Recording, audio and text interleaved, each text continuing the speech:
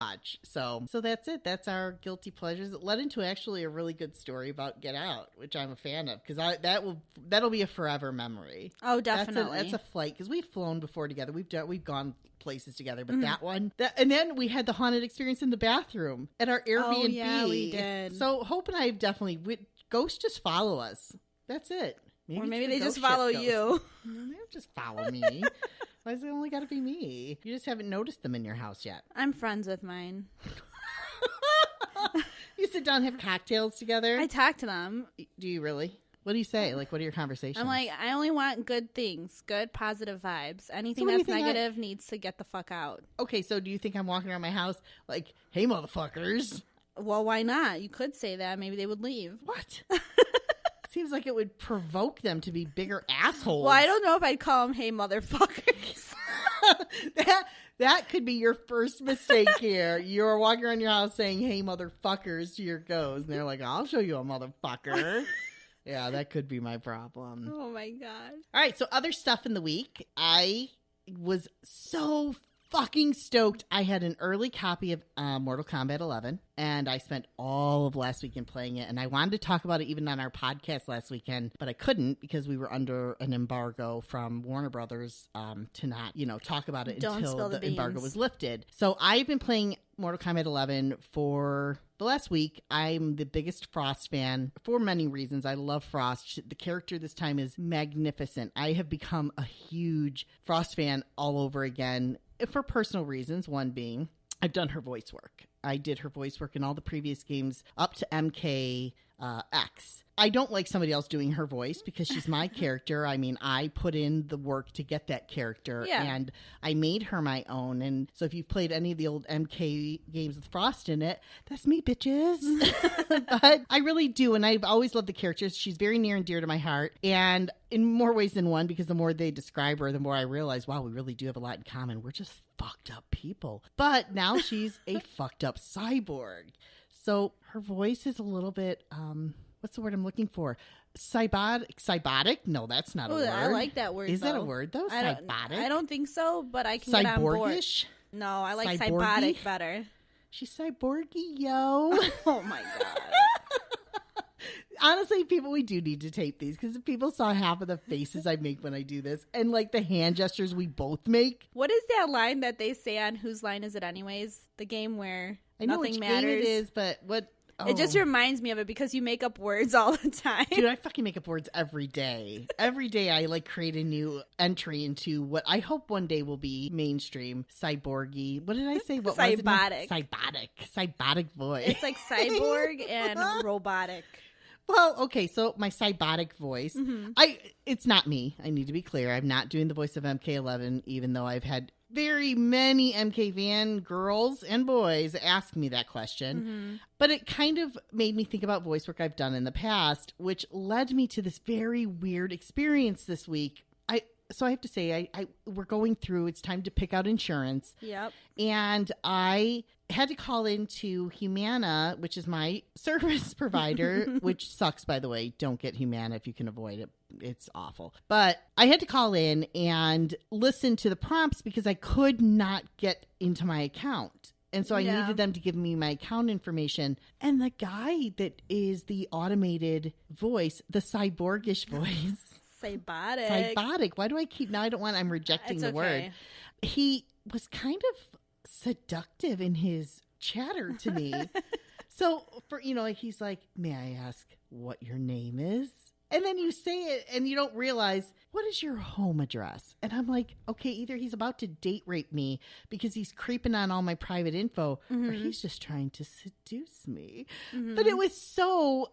sexually, like the end notes especially became very like bah, chicka wah wah. And then you called it because you didn't believe me. For the record, I had to give it a call because I was like, Chrissy, get the fuck out of here as usual. So I did, but no, this guy is very seductive. But you know what I think? Fuck it. Let him seduce me because that's about the only thing Humana is good for. That's fucking true. You know? They're fucking me every other way, so they might as well at least give me a decent experience when I have to call their shitty-ass customer service before I get to a person. Because then when the guy who answered doesn't sound anything like... I would have rather have stayed on with my old Seductor and had him just take me all the way home. Yeah. Not literally, but maybe literally. But then it also made me think about my doctor is Northwestern Memorial. Okay. Right. And if you've ever been to Northwestern Memorial and you've ever ridden in the elevators, the elevator voice, she's a sex pot. She's a sex bomb.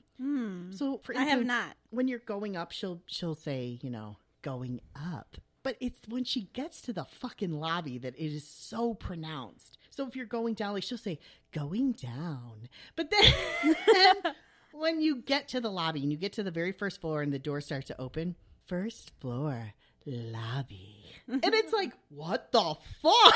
This is a hospital. God damn. So She's trying to put you at ease. Yeah, but you're leaving at that point. Like, I have literally ridden the floor up again to come back down so I could hear her do it again because it cracks me up every time. First floor, lobby. The way she does it, I'm going to go on a field trip just to go check out the elevator. Don't even park. Just have somebody drop you off. Go up like a flight. You only have to go up one and come back down to the lobby. And she'll literally drop that sex bomb on you and you're like, damn, Northwestern. God. Then you're like, fuck, all right, I'll take the elevator up one more time. It never fails. I'm sure people go all the way up just well, it's a lot of floors. I don't know if they're going to go all the way up just to get that. Because she doesn't say going down again after you're in. But I'm sure her voice, like, does she announce the floor numbers? No. Like, is there a floor 69? No. It's not that many floors. Fucking idiot. No, it's not. There's no like fucking Playboy. Although it isn't far from the Playboy Mansion. Okay. The Playboy the Mansion OG. up by Lakeshore Drive. Mm-hmm. It isn't far from there. You could walk to the Playboy Mansion from Northwestern, but it does not have 69 floors. Damn. But I mean, you don't have to go up that many. Go up one, come back down. She does the same fucking thing every time you come back down. She takes you up, she brings you down. Like, she's going down on you. It's just so overly sexual for no reason whatsoever. So, since you brought up sexy voices in strange places. Sexy voices, sexy sounds. I thought about a few on my own. Ooh, what do you got? Ranked in my number one is the Trivago guy. Have you seen that commercial? You know what? I have. But I don't even notice his voice because he's like a sexy He's silver already sexy. fox. He's already sexy to begin with. Yeah, he is. But his voice is just as sexy. I don't think I've ever I can hear it play in my head. Visually, I'm just stunned by him. I'm like, all right, I'll buy tickets from Trivago. So the very first time I saw a Trivago commercial, he had longer silver hair. Like, it was he had more hair. But then the minute they kind of cleaned his hair up, I was like, damn. Damn, bro, damn. Like, I am going on Trivago.com. My next flights will be purchased through Trivago. Like, I really like his voice. Super sexy. I'm going to pay attention to it next time because I can honestly say I have not. That's the number one spot. Number two, this sounds silly. Really fucking silly. But the Allstate guy, I think he has a great voice. So, okay, he has a great voice. I wouldn't rank it as sexy as Trivago guy, but he's in that kind of group. Like, I think for me though, I have an issue with him. Not an issue per se, but he's in the movie Major League. And right now, for God, I don't know why I'm drawing a blank, but he's the Haitian guy, and he has a Haitian accent in the movie. Mm-hmm. And so every time I see him, all I can think of him is he's the guy from the movie Major League, and I never get past that. Mm-hmm. So I don't necessarily like link the voice that way because I go back to his Haitian accent that he does in the movie. But I can see it. I'm sure a lot of people think that about him. I think I have a thing for like a deeper voice because Stefan has mentioned this to me before. Which is funny because Stefan does not have a deep voice. He doesn't. And I always say, man, I wonder what you're going to sound like when you're older. Oh my God, it's not very different. This is where he's at. It doesn't keep leveling out. No, I feel like people do get a deeper voice as they get older. Yeah, but his isn't going to he's not going to get deeper. Well, I'm not saying he's not going to be Barry White. I'm not expecting all that. All of a sudden, Stefan shows up. Hey. Whoa. The fuck? When did that happen? But yeah, needless to say, would you like some? It's like, well, no, I don't want any of your I'm leaving. Like, this is weird. So yeah, Those are my two that I thought of. It's kind of cool. I mean, it is funny how we all have our own, what sets that off, right? Whatever you hear, what is that thing that's sexually like, because it becomes kind of a sexy tone. You hear it that way, right? And it becomes that driving force.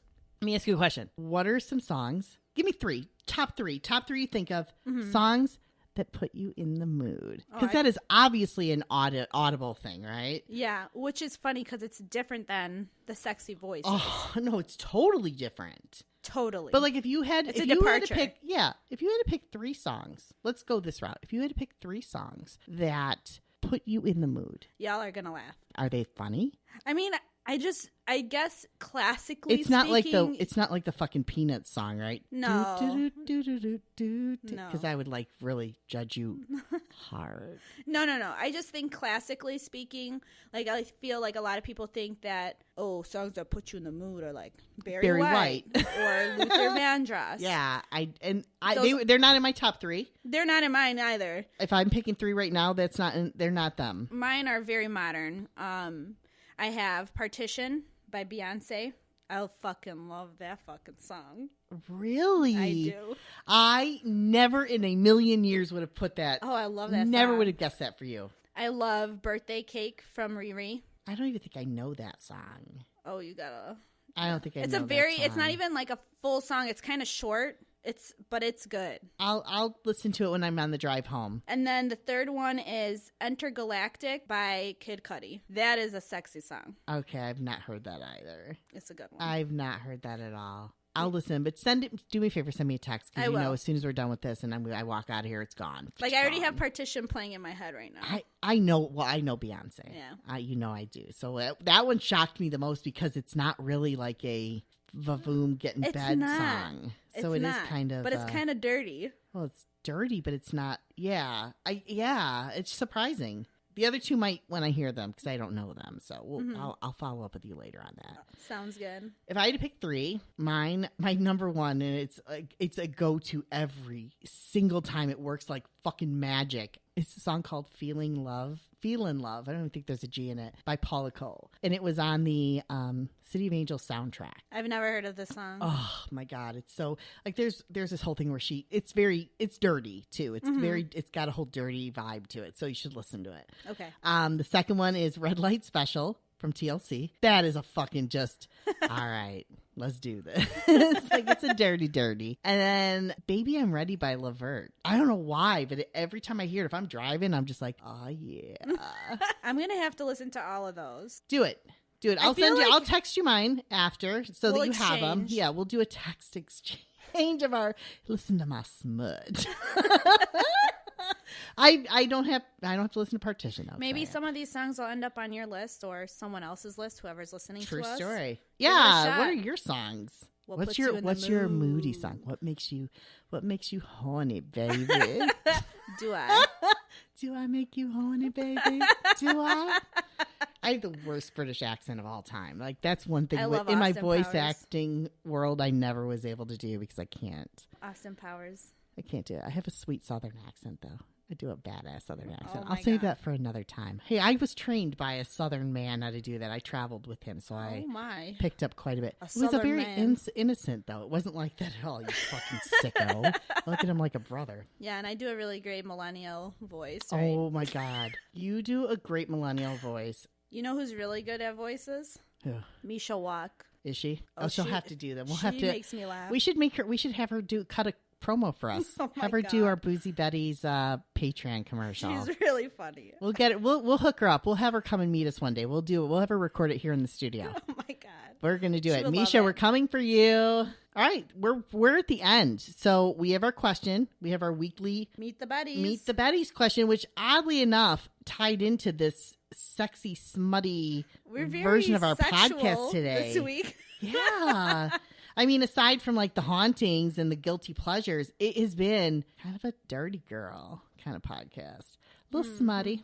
The question was, name your top aphrodisiac. I had to actually look on the paper because I forgot what the question was. Sorry.